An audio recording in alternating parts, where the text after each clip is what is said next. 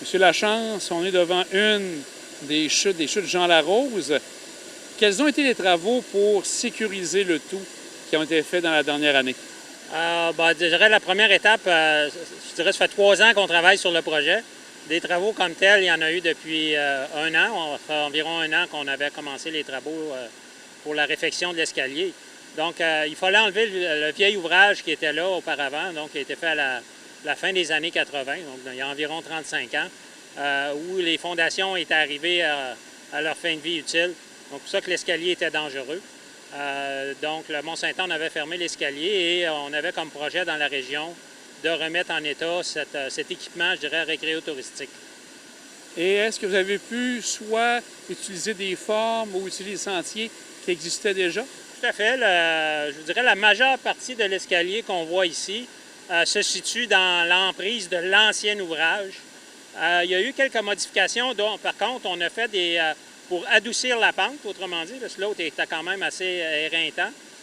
Il y a des parties en sentier, donc qui montent beaucoup plus tranquillement et ça facilite aussi beaucoup la montée là, de l'escalier. Et pour amener le matériel, comment ça s'est fait? Parce qu'il doit y avoir une bonne quantité de bois descendre d'ici, différents matériaux.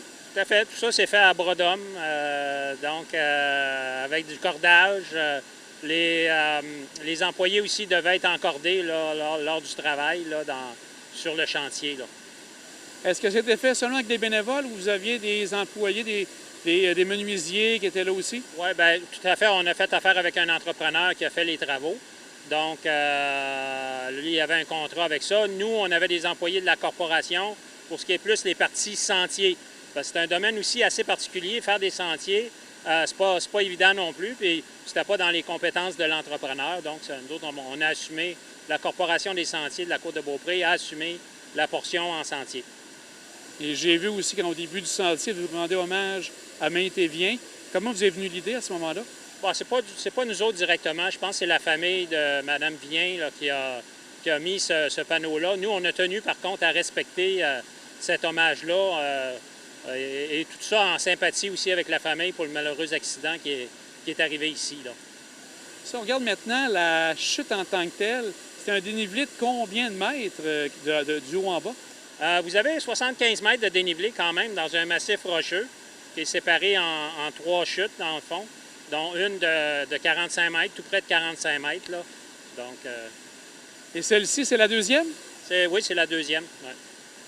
Au total, est-ce que, sans avoir les nombres précis, avez-vous entendu parler qu'il y a eu un bon achalandage cet été avec le renouveau? Tout à fait. On sent la popularité, autant, je dirais, dans le nombre de visiteurs que sur les médias sociaux aussi, où on a beaucoup de questions sur notre page Facebook.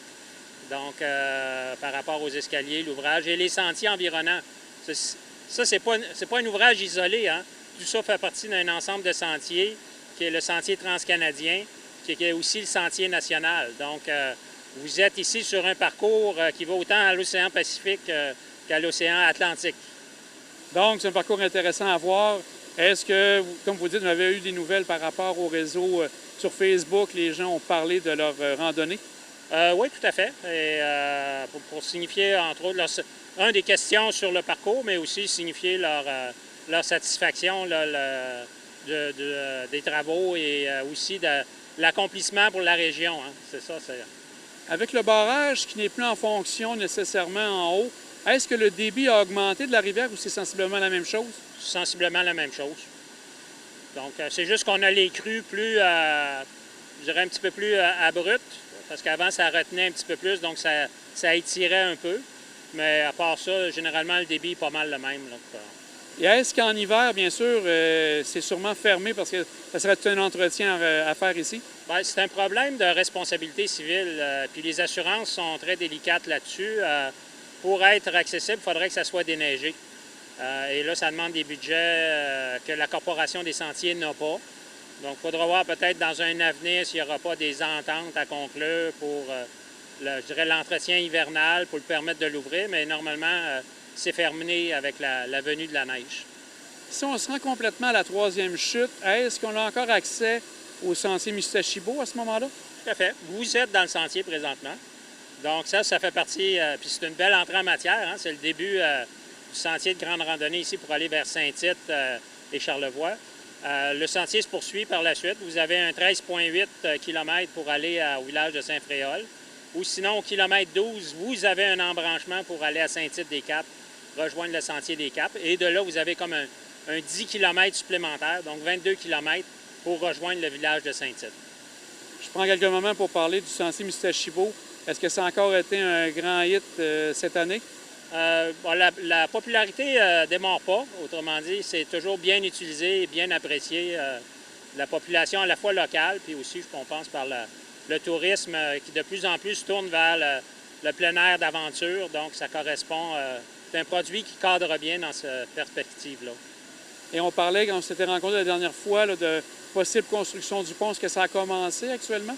Les travaux ont commencé comme tel parce qu'il y avait un chemin d'accès à refaire, etc. L'entrepreneur est engagé, il y a un contrat de signé pour exécuter les travaux. On est présentement en phase de faire fabriquer le matériel. Concrètement, sur le terrain, ça devrait aller à peu près au mois d'octobre pour remettre en place la passerelle et le lien avec Saint-Tite. Donc, on peut dire que c'est 2023 où les gens vont pouvoir en profiter davantage? Oui, c'est l'objectif. Et entre autres, j'ai parlé dernièrement avec Jean Fortier du Québec Mégatrail. Pour eux autres, c'est un élément important dans le sentier, à la fois pour rétablir les distances, exemple, faire partir le 50 km de Saint-Tite plutôt que de le faire partir du Mont-Saint-Anne. Et vous parlez justement du Québec Mégatrail. Est-ce qu'il y avait des pistes qui étaient utilisées pour le Québec Mégatrail? Tout à fait. L'entièreté du sentier Mustachibo, à partir de Saint-Tite jusqu'au Mont-Saint-Anne. Et ça fait partie du charme de cette course-là, d'ailleurs. Ouais. Maintenant, actuellement, c'est de façon officieuse que les gens sont venus cette année voir les chutes et tout ça. Est-ce qu'il va y avoir un lancement officiel pour, justement, les chutes Jean Larose? Tout à fait. On a un lancement officiel prévu cet automne, en fait, dans quelques semaines, pour le 27 septembre. Il reste à confirmer là, avec l'organisateur de ça, parce qu'on fait ça conjointement avec Développement Côte-de-Beaupré. Donc, il va y avoir une inauguration officielle, effectivement. Et vous invitez sûrement les gens à venir voir ce magnifique coin? Tout à fait. Autant la population locale pour découvrir des merveilleux environnements ici à Beaupré et Saint-Fréol.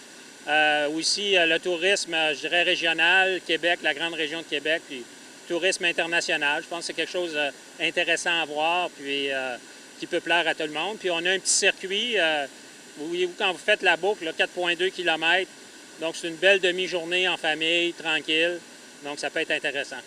Et le point de vue de la troisième chute est vraiment spectaculaire aussi. Tout à fait. C'est une des beautés de la région de Québec. Je veux dire, au même titre, la chute Montmorency, on n'a pas le même volume d'eau, mais pratiquement la même hauteur. Donc, ouais. Monsieur Lachance, un grand merci et on vous souhaite bonne chance pour l'inauguration toute prochaine. Merci beaucoup.